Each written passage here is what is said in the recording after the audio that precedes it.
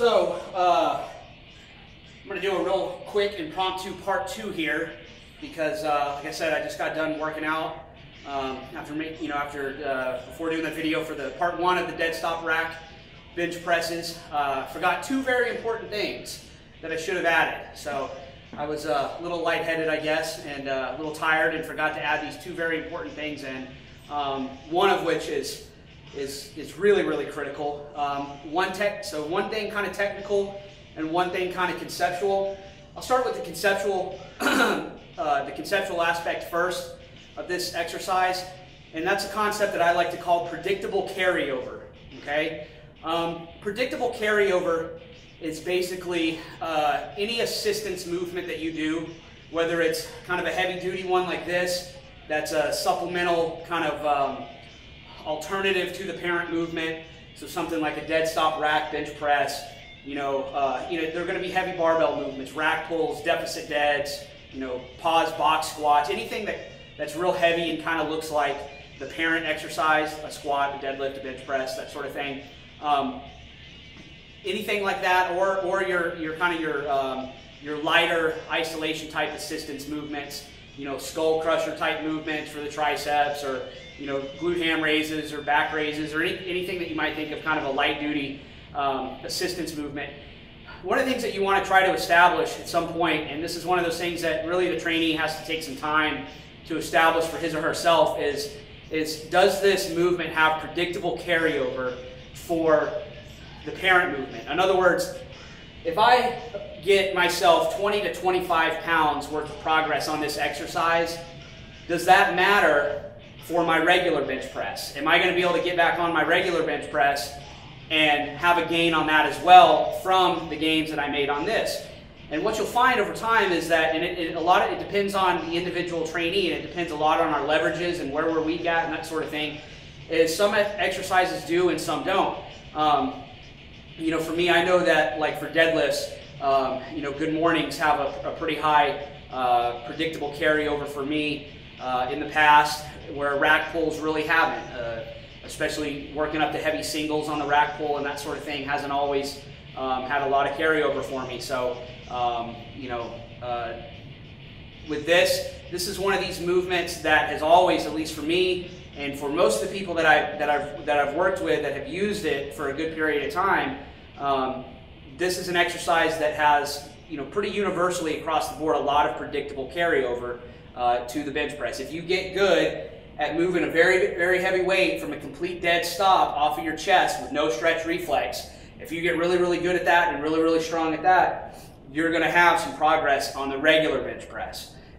It's pretty universal. So this is a movement that ranks pretty high in the predictable carryover scale. So it's a movement that if you can do it, and if you can do it safely, it'll work pretty well. Now, technically, this is the more important aspect that I forgot to mention in the first video. Technical aspect of this movement is this movement, a dead stop rack bench press, is not the same thing as a rack lockout. Okay, it's very important. The dead stop rack bench is not the same as a rack lockout. And sometimes the difference is only a few inches. Where I have this thing set up for me, and if you notice, this cage has the very, very narrow hole spacing, so I can make very, very fine adjustments up or down on this type of rack. And if you're going to invest in a rack, this is the type you should get. If you get the ones that have 2 to 3 inch hole spacing, you can't make fine enough adjustments for movements like this. So where I set up today for this is basically when I was under the bar, you couldn't really see it on the video, but when I'm laying there, the barbell is actually lightly touching my chest. So I really couldn't get the pins any lower. So my hands are down as far as I could get, basically in the worst possible leverage that I can get inside of the rack, so that I have the longest range of motion possible. Now, a lot of people like to get into seeing how much weight they can do this by, setting the pins, midway up 4, 5, 6 inches over the chest and just doing lockout work.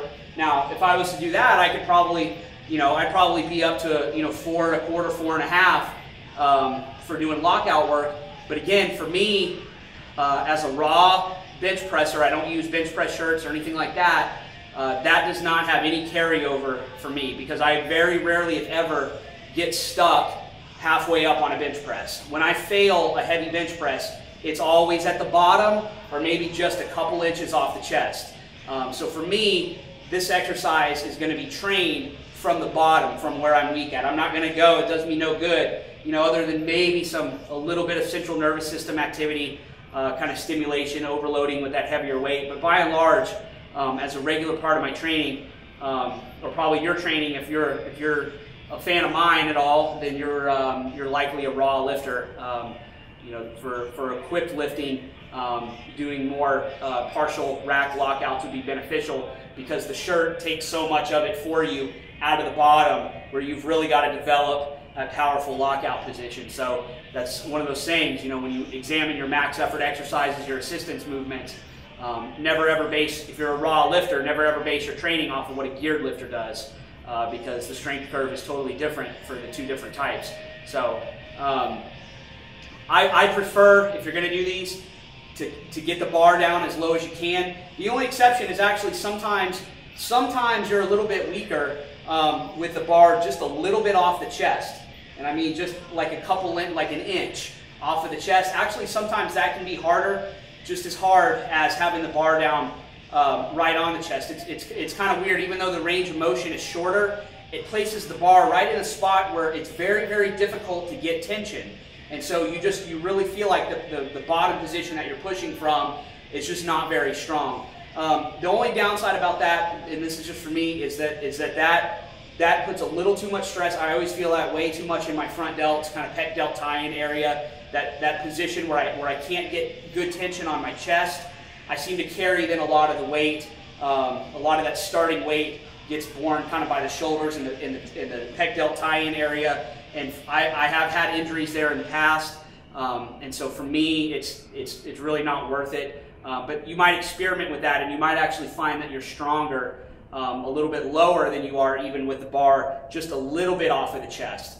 But usually, once you get that bar 2, 3, 4 inches off the chest, it becomes lockout work, and you'll find that, you know, on a hole spacing like this, every hole can account for 20 to 30 pounds. So spend some time before you actually do the exercise finding the right spot for the bar to sit on, so that you get the most out of it. Again, you don't get any value most of the time for a raw lifter of just doing super heavy lockout work. It's better to train the bottom end with a little bit lighter weight, make your leverage bad on purpose, and work the fullest range of motion possible, and you'll get more out of the movement. So that was part 2. Sorry that the video is broken up. Again, these are kind of impromptu videos, so a little lightheaded. Forgot to include everything. So there it is. Again, hope it was helpful, and thanks for watching.